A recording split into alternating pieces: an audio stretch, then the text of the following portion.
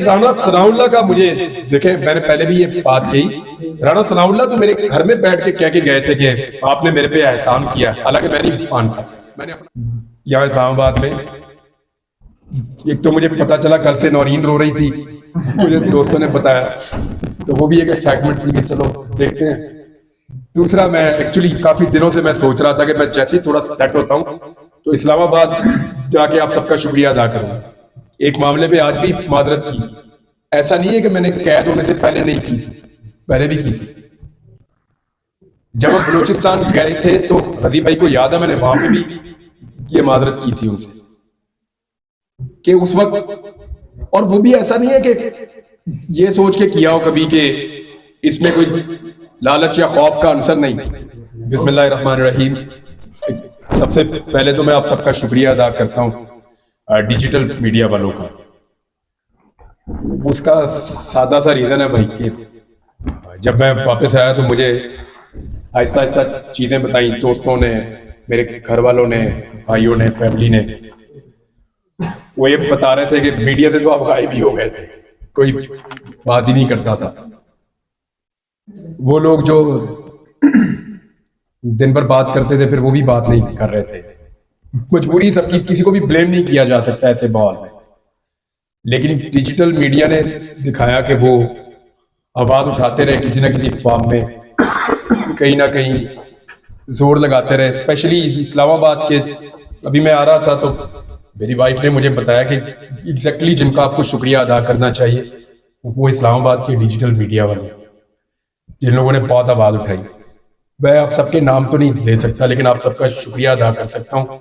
और आप लोगों ने बड़ी मेहरबानी की कि उस वक्त जब अंधेरा भी बहुत था और आंधी भी बहुत तेज थी, तब भी आपने एक छोटा सा चिराग जलाया हुआ था, पूरा अंधेरा होने नहीं दिया कभी। यही बात मैं वकला से कह के आया हूँ कि उनसे मेरा इख्तलाफ कई बातों पे रहा, लेकिन इसके बावजूद काले कोर्ट ने अपनी लाज रखी। उन्होंने हर लेवल पे इसकी मजम्मत की है कि जो गलत है वो गलत है। इसी तरह आप लोगों ने, हमारे आपस में इख्तलाफ तो हो सकते हैं पॉइंट ऑफ व्यू के ऊपर और रहने चाहिए। अगर हम आपस में इख्तलाफ नहीं करेंगे फिर हम फारिग, फिर हम कुछ भी नहीं कर सकेंगे। हमें जरूर इख्तलाफ करना होगा एक दूसरे के साथ, लेकिन जहां पे रूल ऑफ लॉ की बात है, जहां पे हुकूक की बात है, वहां पे हमें एक मौक़िफ़ रखना पड़ेगा। तो आप लोगों ने बड़ी मेहरबानी की, आप सबका मैं दिल से शुक्रिया अदा करता हूं। और मैं स्पेशली इसी मकसद के लिए आया हूं यहाँ इस्लामाबाद में।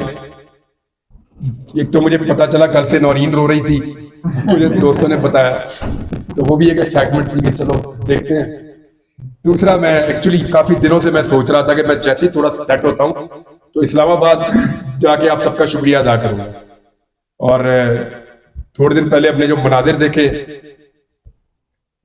ख्वातीन और बच्चों के साथ जो पुलिस ने टॉर्चर किया इस्लामाबाद में, वो मुझे लगा कि उनका हाल भी देखना चाहिए जाके। फिर मैंने वहां जाना भी मुनासिब समझा, वहां भी मैं गया, रजी भाई लेकर गए, सैनिक जान, बाकी दोस्त साथ थे। बहुत शुक्रिया आप लोगों का, once again thank you very much. कुछ आप पूछना चाहें? सर मेरा एक सवाल है, आपकी जुबान में लुकनत आ गई है सर, इसकी वजूहात बयान करें। आपके साथ जेल में क्या हुआ था, इसका जवाब हमें आज तक नहीं। तो मुझे नहीं समझ आई यार। डॉक्टर अलग अलग बातें बताते हैं और अलग अलग किस्म के इलाज भी बताते हैं।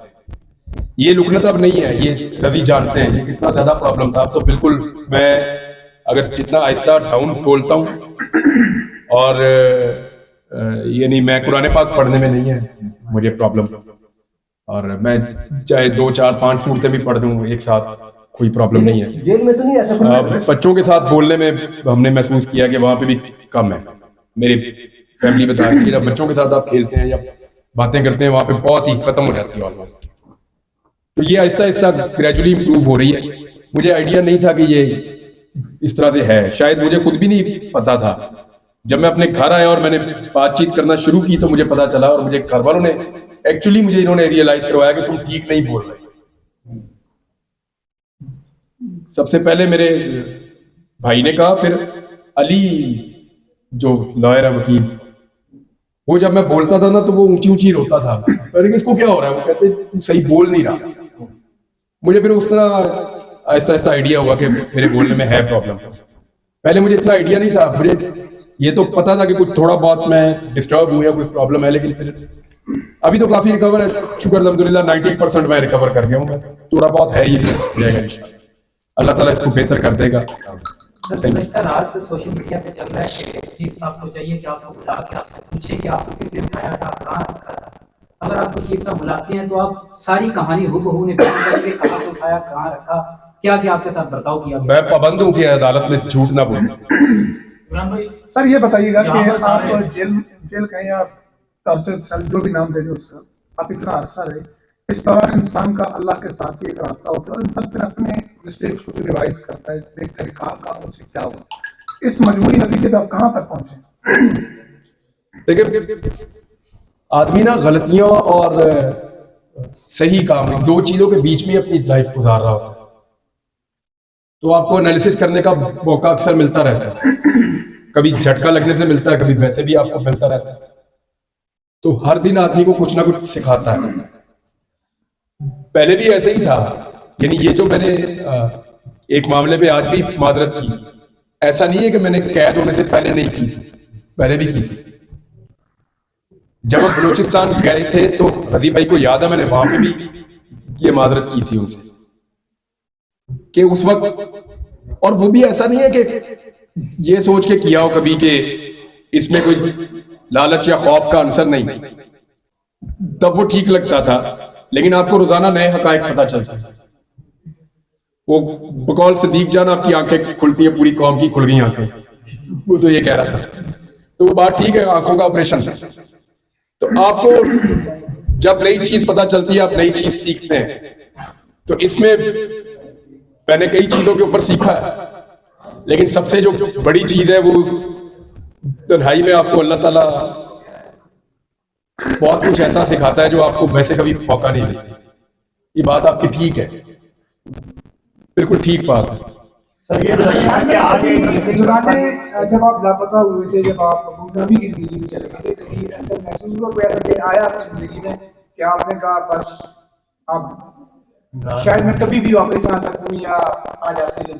रोज सर अगवा होने से लेकर निकलने तक का सारा जो आपको पता है कि कितने दिन आप कहाँ रही। और सर इसमें ये भी ऐड करते हैं, यहाँ पर भी सारे साथी हैं, खुदा ना खास्ता कभी किसी साथी के साथ इस तरह से हो सकता है। तो वहाँ पर अहवाल जिस तरह से भाई ने पूछा, लेकिन वहाँ पर मेन चीज जो है किस तरह का कर सकता है, किसके अल्लाह ना करे कभी किसी को ऐसी तकलीफ से गुजरना पड़े, अल्लाह ना करे। मेरी दुआ है आप सबके लिए, अल्लाह किसी को भी ऐसी तकलीफ से ना गुजारे।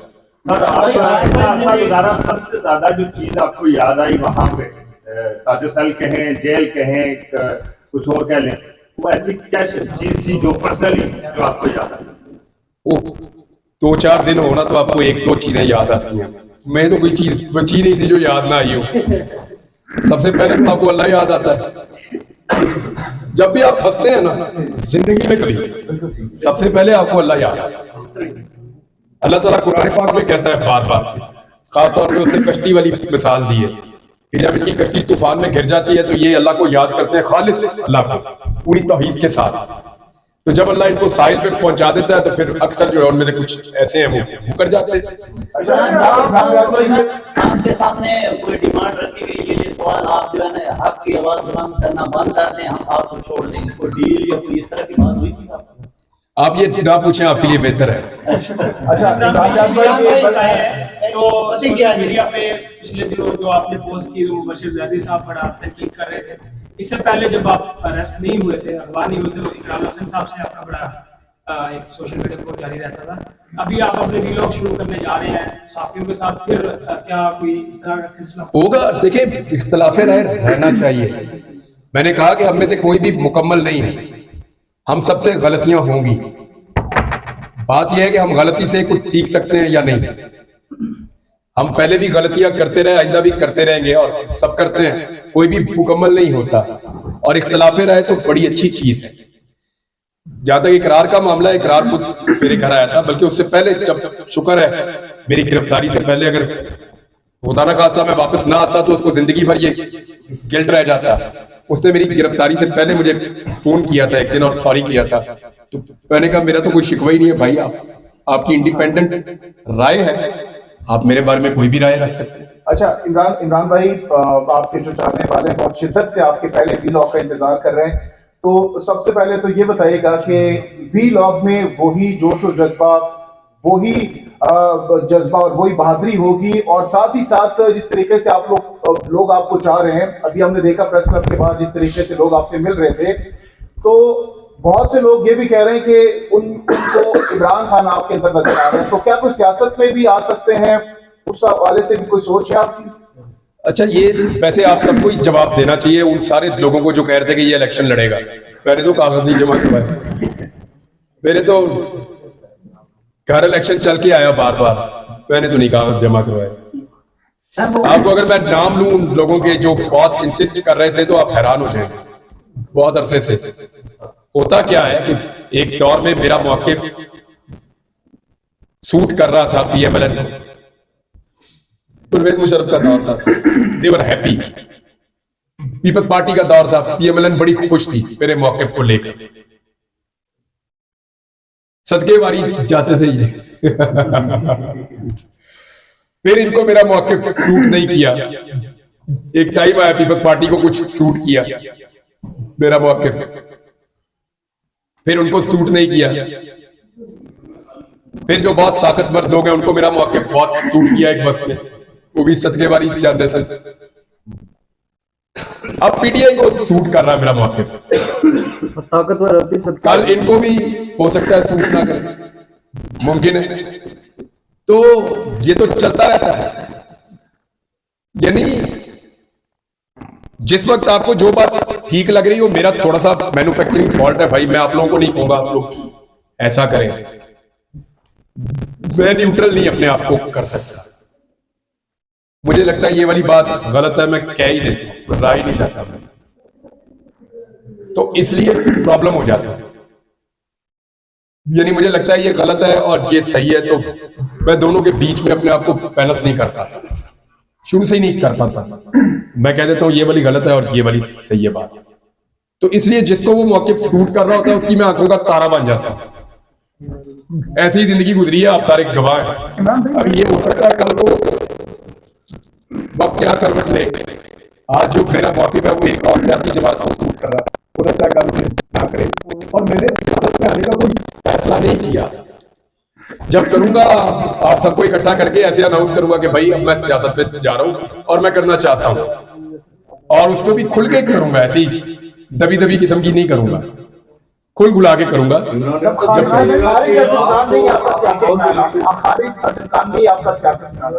देखिए, मैं ना एक दिन बैठा हुआ था अपने ड्राइंग रूम में, मेरे वालिद साहब ने मुझे डोनेशन दिया था कि बेटा लोग भूखे हैं, फ्लड आया हुआ है, तो हमने सेविंग नहीं रखनी, ये पैसे जो है वो दे दो। मैंने उनको बुलाया, अपने एक दोस्त को, वो काम करते थे इसका डोनेशन का, मैंने उन्हें कहा जी आप मदद करें फ्लड में जाके। उन्होंने कहा वाकई कर रहे हैं, तो ये हमें जरूरत थी पैसों की, आप दे दें। लेकिन उन्होंने मुझे उन दिनों में मुझे नौकरी से निकाला हुआ था एक्सप्रेस में, ज्यादा था, और मेरे पास काम भी कोई नहीं था, बस वीलॉग मैं कर रहा था। तो उन्होंने कहा जी आप हमारे साथ मदद क्यों नहीं करते। उन्होंने मुझे कैंप बना दिया और मैं वहां चला गया, और मुझे एक दिन पहले नहीं पता था कि मैं एक कॉज के लिए मदद करने निकलूंगा और वो इतना बड़ा कॉज हो जाएगा। कितने घर बनाए रजी भाई अल्लाह ताला ने? 2055 घर। ये रजी भाई हमारे साथ थे, इनके पास सारा रिकॉर्ड पड़ा है, अल्लाह ताला ने हमारे जरिए से बनवा दिए। एक दिन पहले मुझे नहीं पता था, मैं कुछ भी नहीं यकीन से कह सकता, वो मेरे अल्लाह का फैसला जो भी है। लेकिन फिलहाल मैं आपको बता रहा हूँ कि मैं सहाफत करूंगा, मेरा काम है और मुझे वही करना है।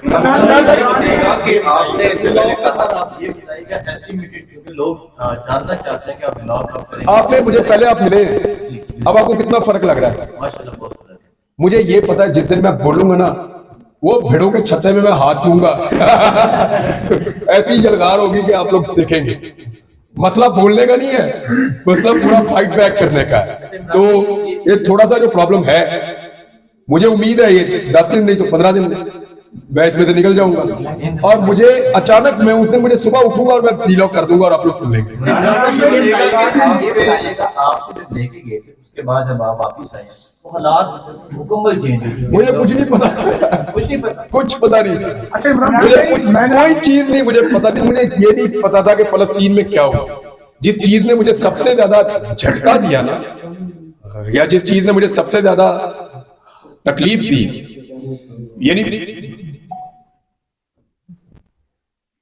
पॉलिटिकल पार्टीज आती है और जाती रहती है। ये जुल्म नया नहीं है जो अब हम इस मुल्क में देख रहे हैं, लेकिन इस लेवल पे तो हमने कभी नहीं देखा। ये भी बिल्कुल एक सच है कि जो आज तहरीके इंसाफ के साथ हो रहा है वो तो हमने कभी ना सुना ना कभी देखा अपनी जिंदगी में, जिस लेवल पे इनके साथ हो रहा है। लेकिन मुझे जो अफसोस रहेगा ना कि मैं बोल सकता था लेकिन मैं बोल नहीं पाया। फलस्तीन के अंदर जो जुल्म हुआ, जो ज्यादती हुई, और वो सबसे बड़ा मुझे, स्पेशली जब वो हॉस्पिटल वाली न्यूज मुझे पता चली कि पूरा हॉस्पिटल ही उड़ा दिया, डॉक्टर्स, पेशेंट्स, उनके अटेंडेंट्स, सारे लोग शहीद हो गए। मीडिया वाले जहां थे वहां पे ऊपर से बम गिरे, वो भी शहीद हो गए। तो उसके ऊपर मुझे बड़ा दुख है, बहुत सा। सर इमरान भाई के बुखारी ने मैं करूँ कि तो बहुत ही मुझे नहीं पता कि नफरत किस लेवल की क्या वजह थी। वो यहाँ पर आए थे सुप्रीम कोर्ट के जस्टिस बंजाल को धमकियां देने, गालियां देने, और दफा 144 के बावजूद किसी आईजी की मौजूदगी में वहां पर एहतजाज हुआ। इसकी क्या वजह है? क्या किसी नूनी के बंदे ने आपको इस रिहाई के बाद फोन भी किया? कोई ऐसा बंदा उनमें से है कि जिसने आपसे हमदर्दी का इजहार किया? इमरान भाई इसी में राना सनाउल्लाह भी ऐड कर रहे हैं। अच्छा नहीं, राना सनाउल्लाह का मुझे देखें, मैंने पहले भी ये बात कही, राना सनाउल्लाह तो मेरे घर में बैठ के कह के गए थे कि आपने मेरे पे एहसान किया, हालांकि मैं नहीं मानता, मैंने अपना काम किया था। तो मुझे लगा कि राना सनाउल्लाह है और वो बड़ा दावा भी है कि बहुत, वो उनको बहुत बड़ा मर्द सारी उनकी जमात कहती है, बड़ा मजबूत आसाब का और करैक्टर वाला आदमी कहते हैं वो। तो राना सनाउल्लाह तो कम से कम अगर वो पॉजिटिव रोल नहीं प्ले कर पा रहे थे तो उनको कीचड़ नहीं उछालना चाहिए था।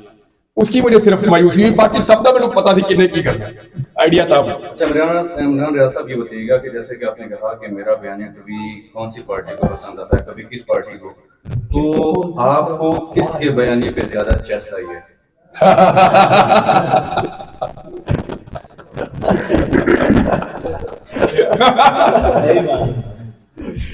यार मुझे ना अपना काम पसंद ही बहुत, मैंने इसको बड़ा ही इंजॉय किया। अगर आपको ये काम पसंद है ना तो इसको करते रहे। डिजिटल मीडिया में वही आते हैं जिनको ये काम पसंद है। ये तनख्वाह तो यहां मिलती नहीं है, आप अपने दिल से आते हैं, पहले धक्के खाते हैं, जोर लगाते हैं, खबरें इकट्ठी करने की कोशिश, कभी इधर भाग कभी उधर भाग। ये सारे तो जुनूनी और शौकीन लोगों का काम है जो डिजिटल मीडिया में है। इनका पैशन भी हमारे इलेक्ट्रॉनिक या प्रिंट मीडिया के लोगों से ज्यादा है।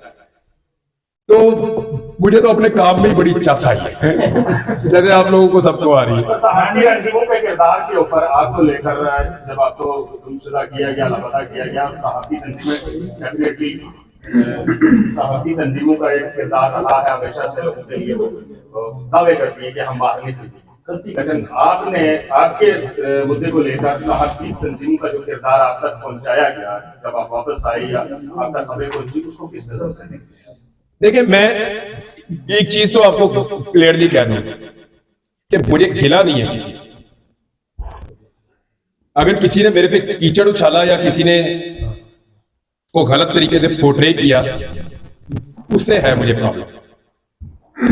यानी तलत हुसैन ने कहा कि मैं खुद ही चला गया हूं और खुद ही आ गया हूं। क्यों भाई? तलत हुसैन ने कहा, उनको कहां से ये बात पता चली? या तो मैंने तो नहीं ये बात कही, तलत हुसैन ने खुद ही चला गया खुद ही आ गया, वो तो ये उन्होंने क्लेम कर दिया।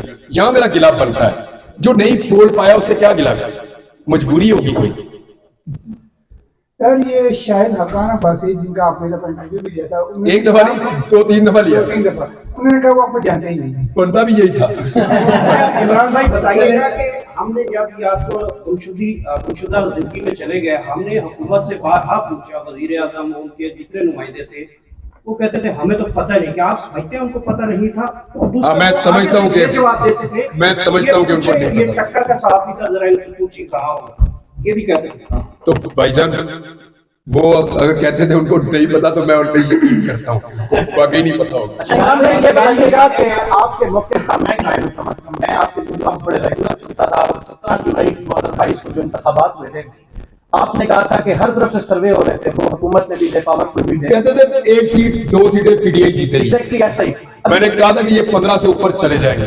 बिल्कुल ऐसे ही एग्जैक्टली वही हुआ था। अभी ये बताइए जो इस टाइम की यानी कि सिचुएशन है, ताकतवर मजीद ताकत में है, तो अब ये फिर उसी तरीके की रिगिंग करने की कोशिश करेंगे जो प्री पोल रिगिंग स्टार्ट भी हो चुकी हुई है। अब आप बताएं अपना वो ओपिनियन दें, क्योंकि अब आप फील्ड में आ मैं आपको एक खबर दे देता हूँ कि नवाज शरीफ के लिए अच्छी खबर नहीं है।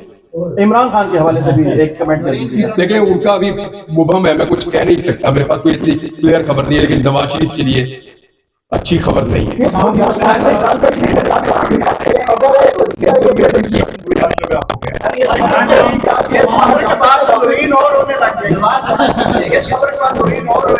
अल्लाह उसको सब्र दे।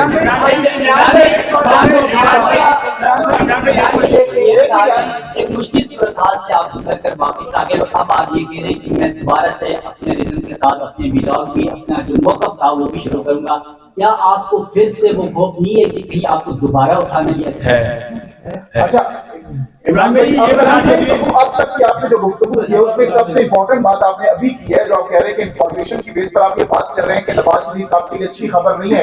दूसरी तरफ वो लोग बहुत कॉन्फिडेंट भी है, मीडिया में आकर कह रहे हैं कि भाई हम लोग अपनी हुकूमत बना रहे हैं, तो मजीद वजाहत करना चाहेंगे? गल हो गई है इस इंफॉर्मेशन की गल नहीं बढ़ी। मियां साहब ने ये दावे किए थे और इनकी पार्टी के सीनियर लोगों ने, और ये वादे किए थे कि जिस वक्त हम लैंड करेंगे पाकिस्तान में, पूरा पाकिस्तान इमरान खान को भूल जाएगा। वो अपना वादा नहीं पूरा कर सके। तो ऑप्शन क्या है मियां साहब के अलावा? कौन सा ऑप्शन है इस वक्त? इमरान खान को तो नाकाबिले कबूल है इस वक्त। काकड़ साहब कैसे रहेंगे? ऑप्शन है पूरा आप भी एक ऑप्शन है। बहुत से लोग आपको अपना हीरो मानते हैं, अरशद शरीफ भाई को भी अपना हीरो मानते हैं। क्या दौरान हिरासत या दुर्शगी के दौरान कभी अरशद भाई की याद आई या उनका कोई ज़हन में ख्याल आया? हाँ है। तो कल सर क्या उस वक्त का स्वाद क्या थे आपके? मैंने आपसे बात क्या कहा ना, इतने सारे दिन है यार। सबसे पहले तो मैंने आपसे कहा कि आपको अल्लाह याद आता है, फिर रोजाना मुझे कभी कोई बच्चा याद आता था, कभी फैमिली का कोई रुकन याद आता था, कभी अम्मी अब्बू, कभी कोई दोस्त बड़ी शिद्दत से याद आता था। ये घोड़ी मेरे पास है, उसकी याद आ रही थी एक दिन। तो यानी होता है ना आपको के आपके पेट्स होते हैं, वो भी आपको बाद वक़्त याद आता है। दोस्त बहुत सारे ऐसे हैं जो याद आ रहे थे, लेकिन सीरियसली वाकई अरशद शरीफ मेरे दिमाग के कोने में रहा। वजह यह भी थी कि मुझे कई दफा लगता था शायद मैं भी वापस नहीं जा पाऊंगा, ये भी एक रीजन हो सकता है। कोई भी चीज श्योर नहीं होती।